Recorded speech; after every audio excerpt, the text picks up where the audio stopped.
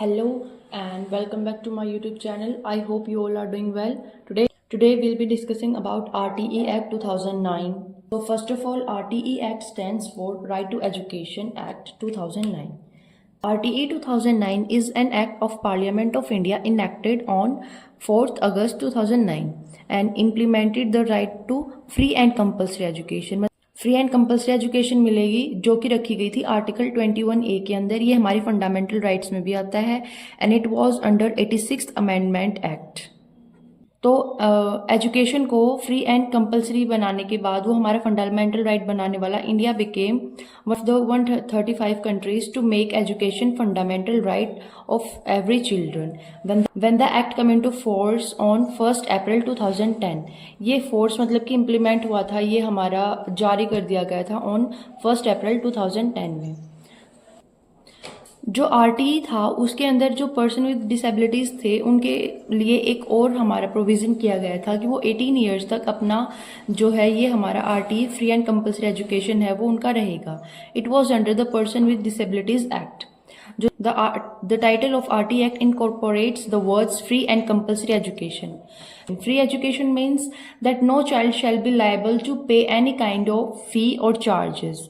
फी और मतलब कोई भी स्टूडेंट किसी भी तरह का फी या चार्ज नहीं देगा तब तक वो अपनी एजुकेशन कंप्लीट नहीं कर लेता एलिमेंट्री एजुकेशन तक।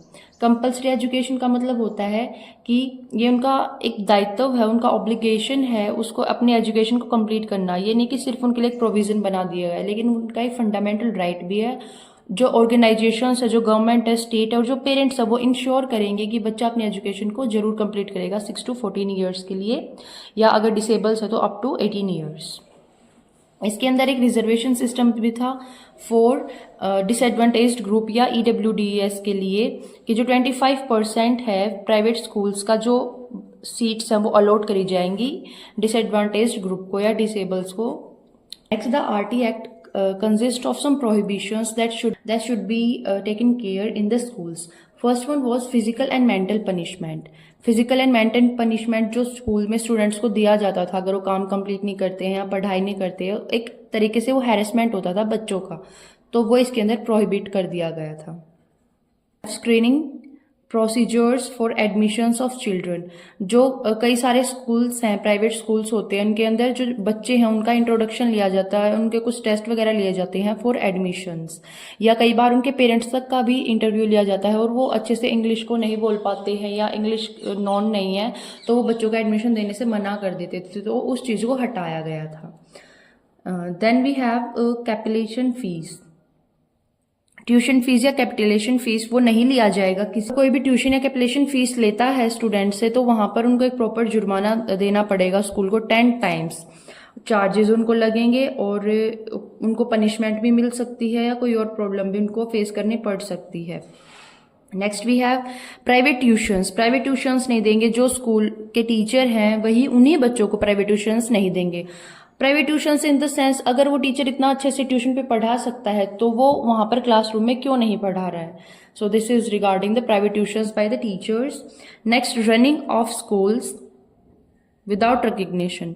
मतलब जो रिकॉग्नाइजेशन है वो प्रॉपर होनी चाहिए थी स्कूल के पास, और वो 5 साल के बाद दोबारा से रिकॉग्नाइज नहीं करवाते अपने स्कूल को तो वहां पर उनका फाइन लगना स्टार्ट हो जाएगा।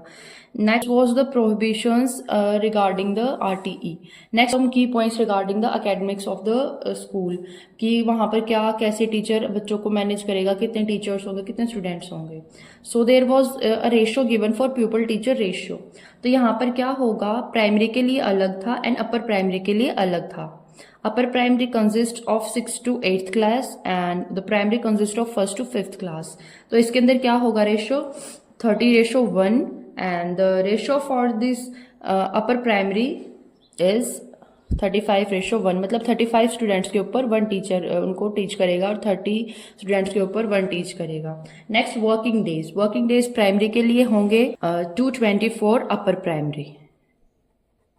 ये क्वेश्चंस कई बार आ जाते हैं कि अंडर द आरटी एक्ट हमारा जो प्यूपिल टीचर रेशो वो क्या दिया गया है, फॉर अपर प्राइमरी अलग से है एंड फॉर प्राइमरी वो अलग से है। देन वर्किंग डेज क्या होंगे प्राइमरी एंड अपर प्राइमरी के लिए। इंस्ट्रक्शनल आवर्स क्या होंगे कि जिनमें बच्चों को पढ़ाया जाएगा या इंस्ट्रक्शंस दी जाएंगी। प्राइमरी के लिए 800 एंड अपर प्राइमरी के लिए 1000।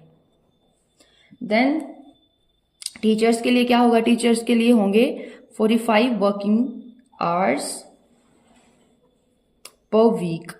पर वीक वर्किंग आवर्स होंगे ये टीचर्स के लिए। और यहाँ पर एक प्रोविज़न और दिया गया था कि एक हेडमास्टर होगा, 5 टीचर्स होंगे प्लस 1 हेडमास्टर होगा। 100 से ज़्यादा बच्चे हैं वहाँ पर, एक 5 तो टीचर्स होंगे वहाँ पर और एक हेडमास्टर होगा उनके पास। In every 3 years there should be improvement in the school infrastructure, otherwise उनका जो रिकग्निशन है वो कैंसिल कर दिया जाएगा by the government.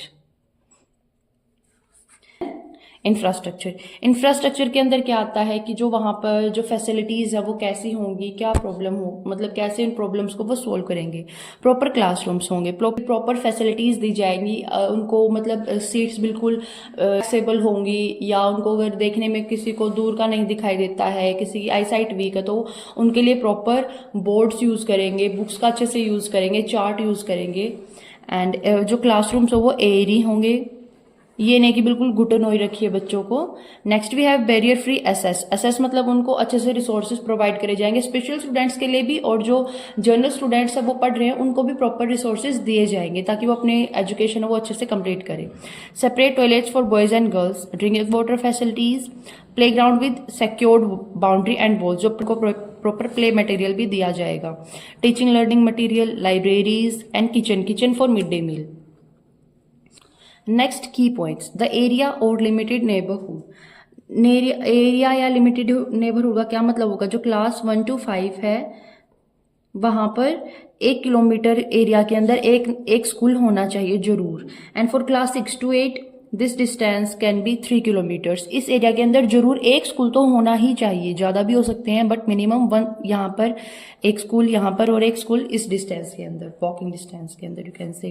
Free transportation and residential facilities, अगर वो एरिया बहुत ज़्यादा दूर है या वहाँ पर स्कूल्स नहीं बनाए जा सकते हैं तो वहाँ पर बच्चों के लिए proper transportation, free transportation and residential facilities जैसे हॉस्टल्स हो सकते हैं वो प्रॉपर वहाँ पर होने चाहिए स्कूल्स के अंदर।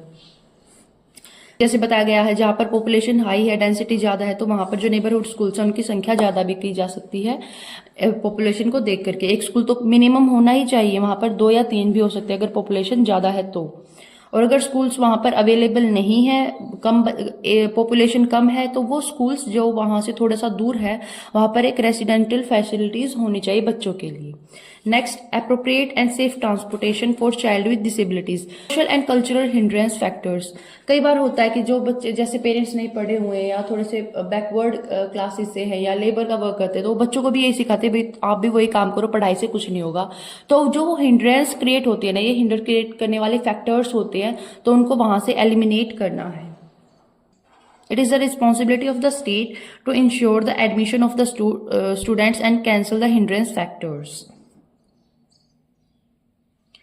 Next, textbooks, TLM and uniform. Textbooks, proper textbooks दी जाएंगी, फ्री टेक्स्ट बुक दी जाएंगी इन द गवर्नमेंट स्कूल्स, और टीचिंग लर्निंग मटेरियल प्रोवाइड कराया जाएगा। And uniforms, free uniforms distribute किए जाएंगे। एक तो वो जो बोलते हैं कि उनके पास इकोनॉमिक कंडीशंस नहीं है बच्चों को पढ़ाने के लिए, और दूसरा रिटेंशन भी होगा फिर उन बच्चों का, उनको प्रॉपर जैसे मिड डे मील की सुविधा दी जा रही है, यूनिफॉर्म दिया जा रहा है, टेक्स्ट बुक भी दी जा रही है, और अलग से मटीरियल प्लेइंग मटीरियल्स भी दिए जा रहे हैं। तो बच्चे ज़्यादा से ज़्यादा यहाँ पर एक तो एडमिशन लेंगे और उनका फिर रिटेंशन भी रहेगा। ये नहीं कि जो वो ड्रॉप आउट होते जा रही है, तो उनके टंग इंस्ट्रक्शंस जो वहां पर जो बच्चा स्टार्टिंग में जो उनको एजुकेशन दी जाएगी वो उनकी मदर टंग के अंदर दिया जाएगा।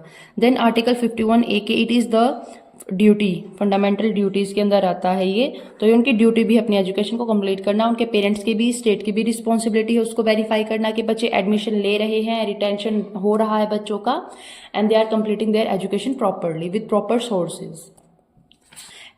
Teachers in the schools have to ensure regular attendance होना चाहिए बच्चों का, completion of the syllabus within the specific time, assessing the ability, जो स्टूडेंट्स की डिफरेंट एबिलिटीज हैं इन डिफरेंट सब्जेक्ट्स, कैलकुलेशन से या वी कैन से मैथ्स में होगा या कोई लिटरेचर में होगा या हिंदी में, तो उनको अच्छे से असेस करेंगे।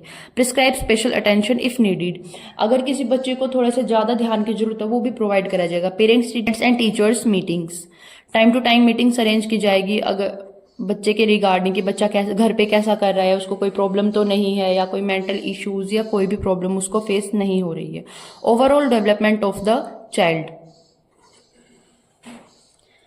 तो भाई ये आरटी एक्ट तो आ गया था, लेकिन उसके कुछ चैलेंजेस और बैरियर्स भी फेस करने पड़ रहे थे स्टेट को भी और टीचर्स को भी। Why the children of 16 to 18 years should only get the benefits.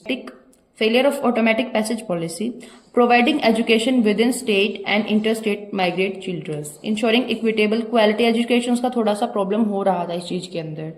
Drop outs का रेट थोड़ा बहुत कम हुआ था, बट फिर भी इसको ज़्यादा इंप्रूवमेंट की जरूरत थी। डायग्नोस्टिक्स एंड रेमिडिएशन की अलग अलग बच्चे पढ़ेंगे एक साथ, तो उनकी जो भी डायग्नोसिस और रेमिडिएशन है उसमें थोड़ा सा चेंज आएगा। तो इसके लिए प्री सर्विस टीचर्स का एंड पोस्ट सर्विस स्ट्रॉन्ग करने की जरूरत थी ट्रेनिंग को। So it was all regarding RTE act 2009। आप इसके अंदर अगर आपका आता है अलग से सिर्फ इंक्लूसिव एजुकेशन के अंदर लिखे, तो आप मेन पॉइंट्स में लिख सकते हो कि जो डिसेबल्ड्स है उनके लिए 6 to 18 ईयर्स कर दी गई थी, उनके टाइम पीरियड, उनकी अवधि एजुकेशन को कंप्लीट करने के लिए।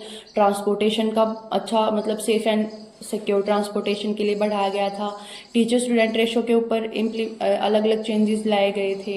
मिड डे मील्स की सुविधा करी गई थी। यूनिफॉर्म्स, टेक्स्ट बुक्स उनके रिगार्ड उनके जैसी उनको ज़रूरत है वैसी ही टेक्स्ट बुक उनको दी जाएंगी। बड़े लेटर्स की फ्री मटेरियल प्रोवाइड कराया जाएगा। तो आप थोड़े से कुछ अलग पॉइंट्स लिख सकते हैं, वरना अगर आपका ये 16 मार्क्स का आता है तो आप कंप्लीट ये सारी चीज़ें उसके अंदर मेंशन करेंगे, क्या क्या चैलेंजेस फेस करे थे, प्रोहिबिशंस क्या क्या थी, स्टार्टिंग में इंट्रोडक्शन लिखेंगे, then some key points, and after completing this all theory then and you have to write conclusion, क्योंकि कंक्लूजन के अलग से मार्क्स दिए जाते हैं। आप 2 लाइन में भी लिख सकते हैं, 4 लाइन में भी लिख सकते हैं, इट्स अप टू यू। सो आप कंक्लूजन लिख सकते हैं, the RT Act 2009 is a legislation in India that guarantees free and compulsory education for children up to 16 to 14 years। and अगर आप ये सिंपल 4 नंबर में आपका क्वेश्चन आया हुआ है या 8 नंबर में आया हुआ है, तो आप यहाँ पर लिखेंगे फॉर डिसेबल्स के लिए भी अलग से मेंशन कर देना for 6 to 18 years। while it significantly improved access to education, concerns regarding the quality of education, infrastructure and implementation of the act, particularly for disadvantaged groups। तो ये आपका कंक्लूजन हो जाएगा। आई होप आपको इसमें जितने भी डाउट्स थे वो क्लियर हुए हैं। अगर आपको फिर भी कोई प्रॉब्लम है तो you can comment and ask your problem. Thank you for watching, like and share and subscribe for more study tips. See you in the next one.